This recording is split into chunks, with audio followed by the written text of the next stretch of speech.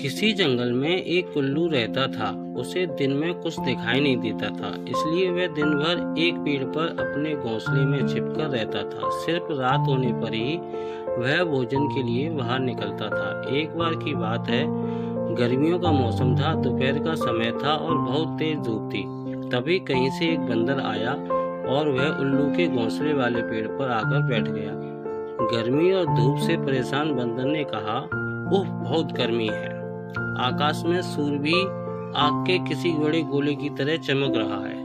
बंदर की बात को उल्लू ने भी सुन लिया। उससे रहा नहीं गया और बीच में ही बोल पड़ा, यह तुम झूठ कह रहे हो, सूर्य नहीं बल्कि अगर चंद्रमा के चमकने की बात कहते तो मैं इसे सच मान लेता। बंदर बोला, भला दिन में चंद्रमा कैसे चमक सकता है, वह तो रात में चमकता है और यह दिन का समय है, तो दिन में सूर्य ही चमकेगा। यही कारण है कि सूर्य की तेज रोशनी की वजह से बहुत ज्यादा गर्मी हो रही है। उस बंदर ने उल्लू को अपनी बात समझाने का बहुत प्रयास किया कि दिन में सूर्य ही चमकता है, चंद्रमा नहीं, लेकिन उल्लू भी अपनी ही जिद पर अड़ा था। इसके बाद उल्लू ने कहा, चलो हम दोनों मेरे एक मित्र के पास चलते हैं, वहीं इसका निर्णय करेगा।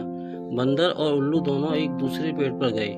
उस दूसरे पेड़ पर उल्लुओं का एक बड़ा झुंड रहता था। उल्लू ने सभी को बुलाया और उनसे कहा कि दिन में आकाश में सूर्य चमक रहा है या नहीं, यह तुम सब मिलकर बताओ।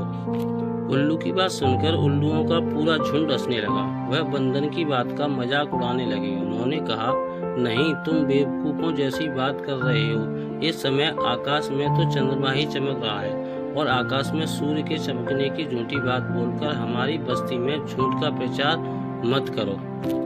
उल्लुओं के झुंड की बात सुनने के बाद भी बंदर अपनी ही बात पर अड़ा हुआ था, जिससे देखकर सभी उल्लू गुस्सा हो गए और वे सारे के सारे बंदर को मारने के लिए उस पर झपट पड़े। दिन का समय था और उल्लुओं को कम दिखाई दे रहा था।